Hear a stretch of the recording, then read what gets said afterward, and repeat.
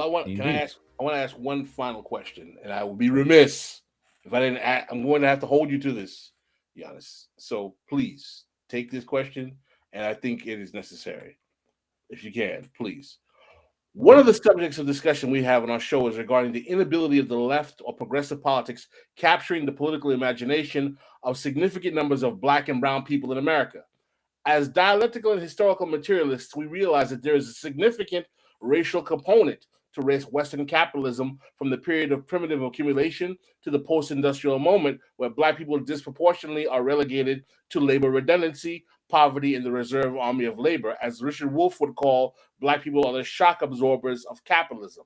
Why do you think the current manifestation of leftists are unable to capture the imagination of black and brown communities as they were able to do in the 60s and the 30s and even in the 1880s, which was necessary for the left to even be successful? And do you think that certain types of policies, perhaps even reparations, would be necessary to be able to actually be considered to regain that faith in those communities? Oh, that's a huge question, and I wish I had the answer.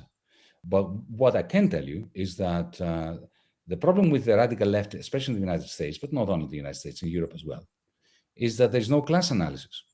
Mm. Um, there is a lot of talk about inequality, but I don't care about inequality. Marx didn't give a damn about inequality. I care about exploitation, I care about segregation, and I care about the extractive power of the few over the many, the power to extract. Okay? Marx was criticizing capitalism not for creating inequality or being unfair. He didn't give a damn about the word fairness. Marx didn't think it was important, that it made sense, that you could define it. He was criticizing capitalism as being inefficient, divisive, and exploitative, extractive. And the moment you introduce extractive power, you have divisions. And those divisions will always create walls, segregating people with characteristics that are absolutely irrelevant or should be absolutely irrelevant. Let me give you an example, if I may. In an earlier life, when I was still an academic, before I got into politics, I was actually conducting laboratory experiments.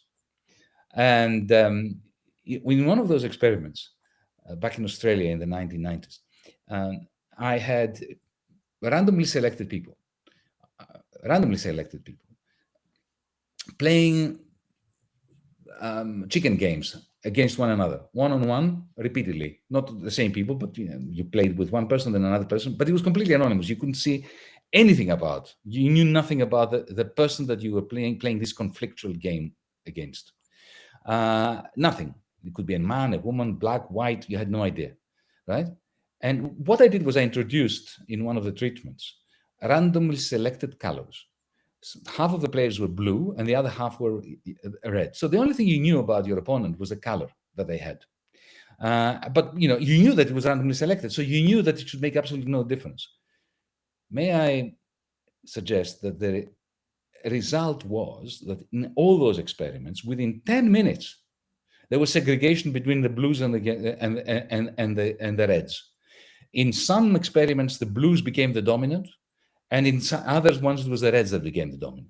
So when you've got a game, a mode of production, a system of producing and distributing, which is naturally conflictual and naturally extractive, you are going to have multiple segregations, divisions between people that some of them will have to do with that, whether you're left-handed or right-handed, whether you're black or whether you're white, whether you're a man or whether you're a woman, whether you have this accent or that accent.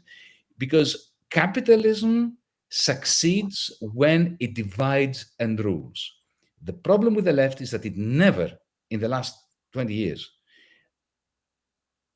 tied up the extractive capitalist process with the process of segregation and racism, and sexism for that matter. So you think that there was a negligence on the part of the left to understand the role of racism and sexism in capitalism? Of course, I always blame the left. Always. on everything. We do that a lot too, so we don't have a problem with that.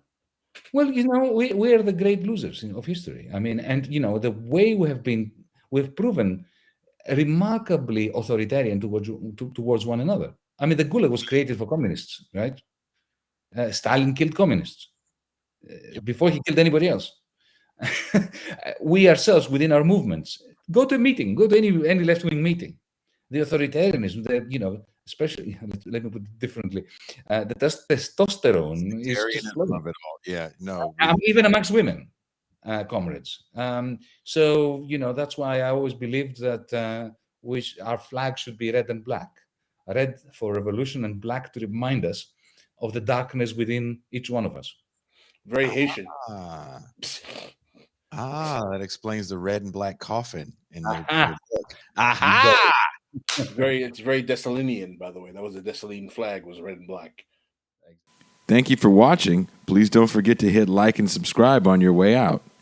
You can catch the live stream of This is Revolution every Tuesday through Thursday at 6 p.m. Pacific Time and Saturday, 9 a.m. Pacific Time. This is Revolution.